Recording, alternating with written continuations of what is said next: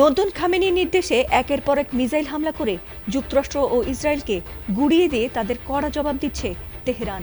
এছাড়াও আলী খামেনির মৃত্যুর পর সৌদি আরব যেন তাদের কাছে প্রকাশ্য শত্রু হিসেবে পরিগণিত হয়েছে। আর তাই ইরানের ওপর হামলা চালাতে ট্রাম্পকে বারবার উস্কানি দেয় শুরুতেই সৌদি আরবের সবচেয়ে বড় তেল শোধনাগার আরামকোতে ভয়াবহ হামলা করে সেটিকে বন্ধ করেছে ইরান। আর সেই হামলার পর সেখানকার আরও দুটি তেল শোধনাগারে হামলা করায় সবচেয়ে বেশি ক্ষতিগ্রস্ত হয়ে বেশ বিপাকে পড়েছে সৌদি যুবরাজ সালমান।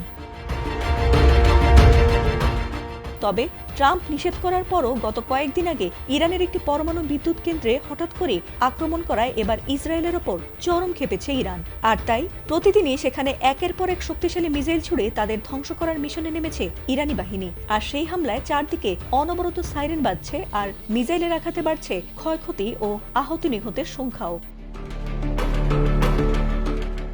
যদিও সৌদি আরব, কাতার সহ মধ্যপ্রাচ্যে উদযাপিত হচ্ছে পবিত্র ঈদ উল ফিতর, তবে পবিত্র ঈদের দিনও যেমন থেমে নেই যুক্তরাষ্ট্র ও ইসরায়েলের হামলা, তেমনি বসে নেই ইরানও। তাদের দেশে হামলা করায় এবার নতুন ভয়াবহ মিসাইল দিয়ে ইসরায়েলের গুরুত্বপূর্ণ হাইফা শহরের তেল শোধনাগারে হামলা চালিয়েছে ইরান।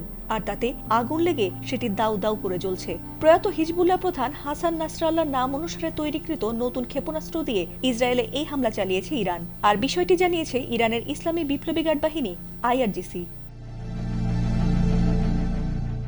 আইআরজিসির দাবি, নতুন উৎক্ষেপিত নাসরাল্লাহ মিসাইলটি মাল্টি ওয়ারহেড যুক্ত, যা ভারী বিস্ফোরক বহনে সক্ষম।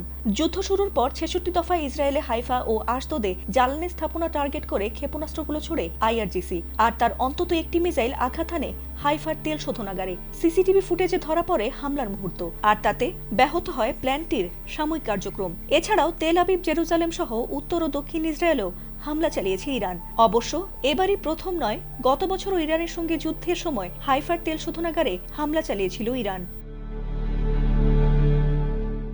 ফাতিমা সুলতানা, এটিএন বাংলা।